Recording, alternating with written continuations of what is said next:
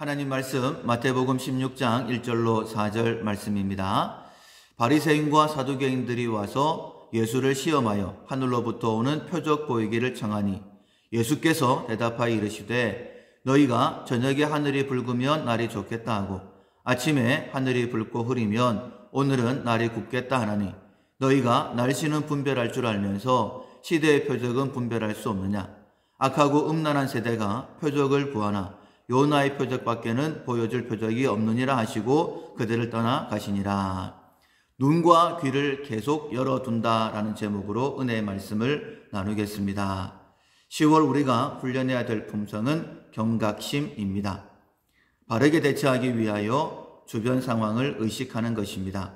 훈련하셔야 되는데 적의 공격을 예상해야 됩니다. 계속 경계하셔야 됩니다. 거짓말에 주의해야 되고 영적인 감각을 예리하게 키우셔야 됩니다. 오늘부터 3일 동안에는 눈과 귀를 계속 열어두는 훈련을 하십시오. 훈련입니다. 차근차근 하나하나 훈련하다 보면 경각심을 가지게 될 것입니다. 마귀에게 속지 않을 것입니다. 빼앗기지 않을 것입니다. 지키고 누리게 될 것입니다. 우리의 삶을 통하여 하나님 살아계심을 증거하게 될 것입니다. 영적인 감각을 예리하게 키우기 위해서 눈과 귀를 항상 열어두셔야 됩니다. 주변 상황에 아무리 작은 것이라 할지라도 민감하게 반응하셔야 됩니다. 동물의 세계, 초식동물들, 사슴이나 가재를 보면 풀을 뜯어 먹을 때에도 수시로 고개를 들고 주변을 살펴봅니다. 풀을 먹을 때에도 귀는 레이더가 움직이는 것처럼 분주하게 움직이고 있습니다. 미어캣이라는 동물이 있어요. 단체 생활을 하는데 어떤 일을 하든지 꼭 한 놈은 보초를 세워둡니다. 왜냐하면 주변에 포식자가 있기 때문이에요.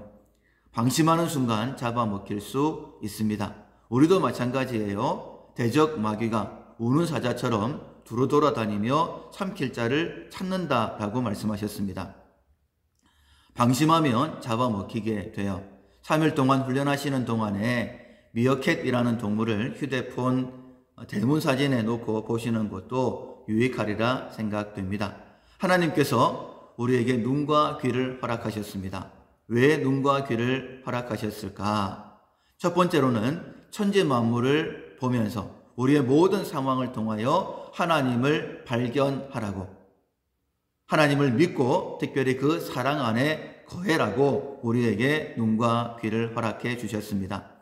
로마서 1장 20절에 보면 하나님께서 하나님의 그 영원하신 능력과 신성을 천지 만물에 분명히 보여 알려주셨다라고 말씀하셨어요. 그래서 그 누구도 핑계할 수 없다. 그 누구도 핑계할 수 없을 정도로 분명하게 하나님의 영원하신 신성과 능력이 천지 만물에 새겨져 있다라고 말씀하십니다. 그래서 눈과 귀를 열어서 하나님을 발견해야 되는 거예요. 그리고 그 사랑 안에 거하셔야 됩니다. 나를 위해 이 모든 것들을 창조하셨구나. 정말 나를 사랑하시는구나. 하늘 나는 새를 보면서 농사도 안 짓는데 어떻게 먹고 살지? 하나님께서 먹이시는구나. 들에 핀 들꽃을 보면서 천도 만들지 않는데 저렇게 예쁘게 입히시는구나. 나는 하나님의 자녀이지 하나님께서 내 먹을 것, 입을 것 책임져 주신다. 라는 믿음이 우리 가운데 있어야 됩니다. 특별히 십자가를 보면서 나를 사랑하시는 그 하나님의 사랑을 확증해야 됩니다. 도대체 얼마나 나를 사랑하시면 자기의 독생자를 십자가에 못 박아 내주셨을까? 그 십자가를 바라볼 때마다 나를 향한 하나님의 사랑을 확증해야 됩니다. 눈과 귀를 열어서 먼저 하나님을 발견하십시오. 그리고 그 하나님의 사랑 안에 거하시면 됩니다. 그러나 만약 하나님의 사랑을 발견하지 못하면 의심하게 돼요. 불평하고 원망하게 됩니다. 하나님께서 허락하신 세상, 정말 세밀하게 모든 것들을 섭리하고 계시지만 그 안에서도 불평할 수밖에 없습니다. 아담과 하와가 그랬죠. 선악을 알게 하는 나무의 실과를 왜 먹지 말라라고 하셨지? 먹는 날에는 반드시 죽는다라고 하셨는데 진짜 죽을까? 마귀는 틈을 타는 존재입니다. 그리고 그 틈을 놓치지를 않고 시험을 해서 아담과 하와를 넘어뜨렸지 않습니까? 오늘 본문 1절에 보면 바리새인과 사두개인들이 와서 예수를 시험하여 하늘로부터 오는 표적 보이기를 청했다라고 했어요. 여러분, 예수님은 믿어야 할 대상이지 우리가 시험할 수 있는 분이 아닙니다. 그런데 하는 말이 하늘로부터 내려왔느냐? 그렇다면 표적을 보이라 라고 말합니다. 이것이 말이나 된다고 생각을 하십니까? 피조물이 창조주 하나님을 어떻게, 특별히 우리를 구원하시기 위해 하늘 보좌를 버리시고 이 땅에 오신 예수님을 시험할 수 있을까요? 뿐만 아니라 예수님께서 이들의 시험에 응답하실 필요도 없습니다. 바리새인들과 서기관들의 인정을 받아야 될까요? 그들이 예수님을 하늘로부터 내려오신 자다라고 인정을 해야지만이 예수님이 우리의 구원자가 되시는 걸까요? 그렇지 않습니다. 정말 말도 안 되는 짓을 하고 있는 거예요. 우리는 결코 이런 실수를 해서는 안 됩니다. 눈과 귀를 열어서 하나님을 발견하고 믿고 그 사랑 안에 거해야지만이 이런 실수를 하지 않을 수 있습니다. 만약에 내 생각에 붙잡혀 있다라고 한다면 누구나 예수님을 의심하게 됩니다. 세례 요한은 여자가 낳은 자 중에 가장 큰 자다라고 인정을 받았죠. 예수님이 오실 길을 예비했던 사람입니다. 그러나 아마도 강력한 권세를 가지신 메시아를 기대했던 것 같습니다. 그래서 옥에 갇혔을 때에 제자들을 보내서 질문을 하죠. 오실 그분이 정말 당신이십니까? 하나님이 보내시는 분이 당신이십니까? 라고 질문을 합니다. 그때 예수님께서 대답을 주십니다. 누가복음 7장 22절 이하에 너희가 가서 보고 들은 것을 요한에게 알리되 맹인이 보며 못 걷는 사람이 걸으며 나병 환자가 깨끗함을 받으며 귀 먹은 사람이 들으며 죽은 자가 살아나며 가난한 자에게 복음이 전파된다 하라. 너희가 가서 보고 들은 것을 요한에게 알려라 라고 말씀하세요. 우리가 귀가 열려서 주님의 음성을 들으면 이렇게 의심하지 않을 수 있습니다. 눈이 떠져서 예수님을 보게 되어지면 의심하지 않을 수 있습니다. 사랑하는 성도 여러분, 귀와 그리고 눈이 항상 열려 있어야 됩니다. 다시 한번 말씀을 드리지만 만약 내 생각에 붙잡혀 있게 되면 의심하게 됩니다. 시험하게 되는 거예요.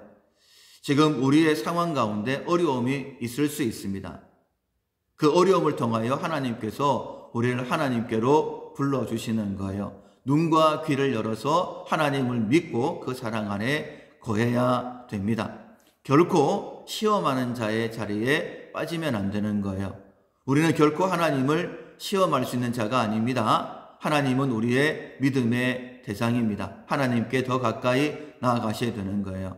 귀와 그리고 눈이 열려 있어야 됩니다. 만약에 시험하여 표적을, 또 다른 표적을 구하게 된다면 이런 책망을 듣게 됩니다. 악하고 음란한 세대가 표적을 구하나 요나의 표적밖에는 보여줄 표적이 없느니라. 요나의 표적은 예수님의 십자가의 죽음과 부활입니다. 의심하여 시험하는 자, 악하고 음란한 세대다 라고 말씀하시면서 내가 너희들에게 보여줄 것은 십자가와 부활밖에 없다라고 말씀하시는 거예요. 우리는 예수님을 믿는 사람들입니다. 예수님의 십자가와 부활을 믿는 사람들이에요. 더 이상 표적은 구할 필요가 없습니다. 그냥 이 어려움을 통하여 하나님 앞에 더 가까이 나아가면 되는 거예요. 이 어려움 때문에 하나님께서 나에게 주실 은혜가 무엇일까? 눈과 귀를 더 열고 하나님 앞에 나아가시면 됩니다. 이런 믿음의 사람들은 세상이 감당할 수가 없죠. 세상이 감당할 수 없는 믿음을 하나님께서 담대함을 주신다라고 말씀하십니다. 히브리서 11장 38절 말씀에 이런 사람은 세상이 감당하지 못한다라고 말씀하셨어요. 오늘 하루도 훈련을 합시다. 하나님이 창조하신 천지 만물을 보면서 지금 내가 당한 모든 상황 가운데서 눈과 귀가 열려서 하나님을 발견하는 훈련입니다. 그리고 그 하나님의 사랑 안에 거하는 훈련입니다. 하나님의 사랑 안에서 오늘도 승리하시기를 주님의 이름으로 축원합니다. 아멘.